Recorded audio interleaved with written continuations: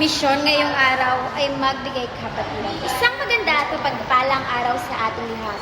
Ako po si Binibining Kelly Antoinette Figaruso at isang kagalakan ng pumarito sa inyong harapan upang may tanghal ang aking talumpating nagawa na may layuning magbigay kabatiran tungkol sa tunay at malalim na impact ng social media sa buhay ng tao.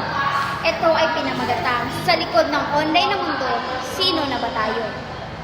Social media, dalawang salita na bagong mundo ng sambayanan. Bakit kaya hindi natin ito ihalintulad sa taong biglaan nating minahal, na kung saan binago ang ating buhay at labis tayong pinasaya ng biglaan? Na siya rin kung minsan ang nagdadala ng bigat sa ating puso at isipan. Isang pindot lang, may balita na. Isang swipe lang, may mga nakita tayong tagumpay ng iba. At isang scroll lang, ay may panigabago na naman tayong kaalaman. Napakadali ng kilalanin ng mundo at napakadali na rin makakilala ng mga bagong tao. Ngunit bakit parang habang lumalalim ang ating ugnayan sa makabagong mundo ay parang nakakalimutan na rin natin kung sino nga ba tayo sa likod nito? Hindi natin may tatanggi ang mabuting dulot ng social media. Pinapalapit nito ang mga mahal natin sa buhay na nasa ibang bahagi ng mundo. Nagiging daan ito upang may pahayag ang ating mga saloobin, upang may bahagi ang ating mga talento, at upang maabot ang pangarap. Marami ring nagkaroon ng kabuhayan at oportunidad, at syempre, boses ng dahil sa social media. Sa kabila ng lawak at bilis ng paggamit nito, ay may mga hamon na hindi natin nabibigyang pansin. Sa likod ng magagandang larawan, ay may mga kwentong hindi natin nakikita.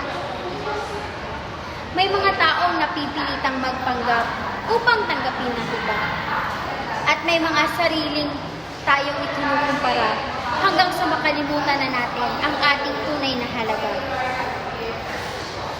At ang mas masakit ay may mga totoong kwento na natatabunan ng peking balita. Ang social media ay nagbibigay inspirasyon at kaakibat din ito ay presyon.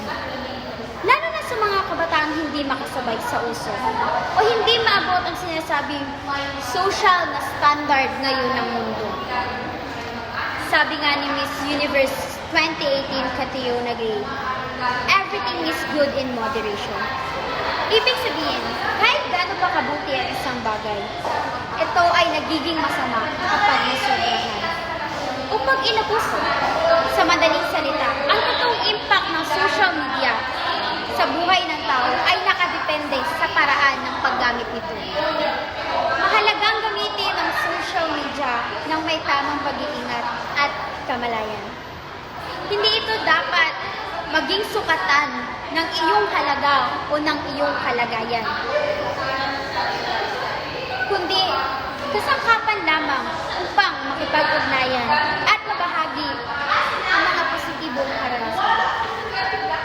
Sa halip na malunod at makulong sa online na mundo, huwag nating kalimutan na may totoong buhay at koneksyon sa labas nito.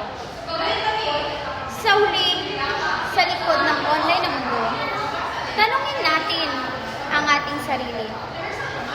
Sino na ba talaga tayo? Maraming salamat po.